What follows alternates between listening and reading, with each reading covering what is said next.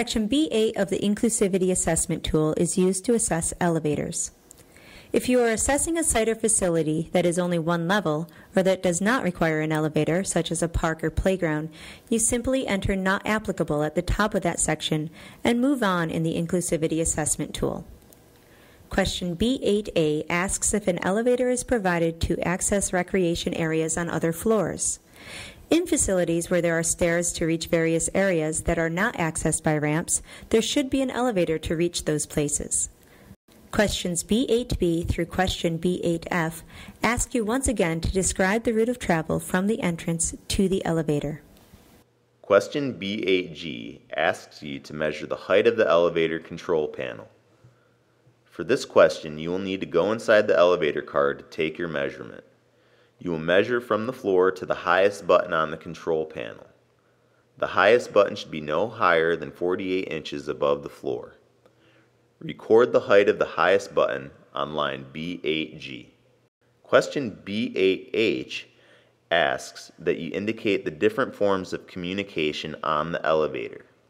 Examples of visual communication include the written numbers on the elevator buttons, blinking lights, and other symbols which indicate floors. Examples of audible communication include sounds such as chimes that ring as you reach different floors, or an actual voice that says floor 1, floor 2, and so on.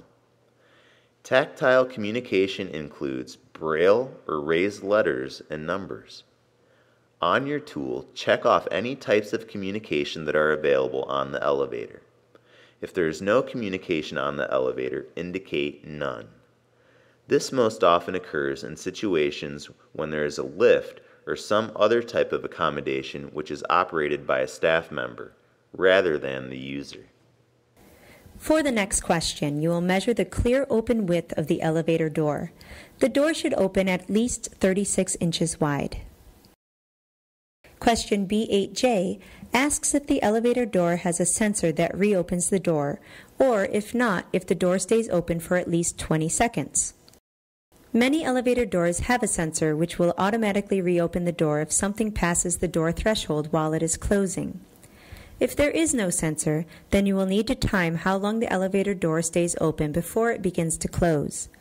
If the door stays open for 20 seconds or has a sensor, indicate yes.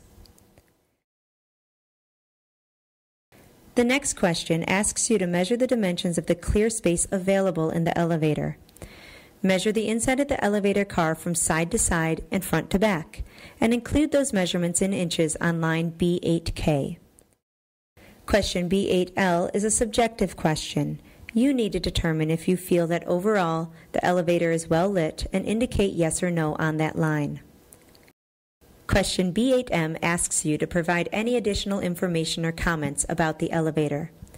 For example, if music plays or a voice recording starts when the elevator doors close, make note of that as it may startle someone who is sensitive to sound. Use section B9 to assess any stairs that are located in the facility. If there are no stairs, simply indicate Not Applicable at the top of that section and move on in the tool. Questions B9A through question B9E ask you once again to describe the route of travel from the entrance to the stairs, so you will assess the route here. For question B9F, you will need to count the number of stairs that are present and record the number of stairs on that line. The next question is once again a subjective question, where you need to determine if the stairs are well lit and indicate yes or no. Question B9H asks if the edges of the stairs are clearly marked in a contrasting color. Marking the edge of stairs allows people to be able to discern where each step begins and ends. In some cases, the edge may also be striped. Indicate if the stairs have a contrasting color or striping at the edge of each step. The next question asks if a handrail is provided. Finally, you can provide any additional comments or information that you have about the stairs. For example, there may be a circular stairway that may be difficult for some people to use, or the stairs might be particularly steep. You might also assess the outdoor stairs that might be slippery when wet. Use the comments box for any additional information that would be helpful for people to know.